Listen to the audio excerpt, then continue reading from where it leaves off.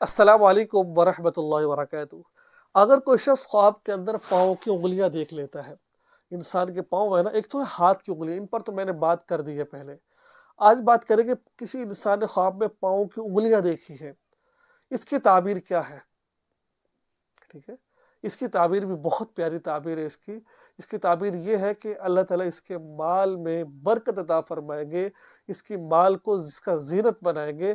یعنی کہ اگر اس کے پاس مال تھوڑا بھی ہے، اللہ اس کو بڑھا چڑھا کر اس میں اتنی برکت کر دیں گے۔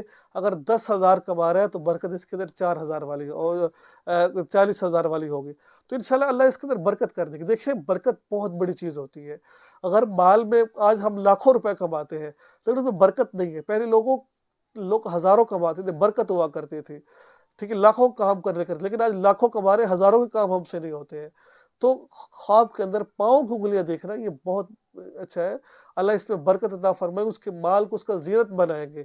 زینت فضول خرچ کرنے سے نہیں ہوتی ہے، زینت مال کی یہ ہوتی ہے کہ اللہ کے راستے میں خرچ کرنا اور یہ مال اس کے نجات کا ذریعہ بنانا۔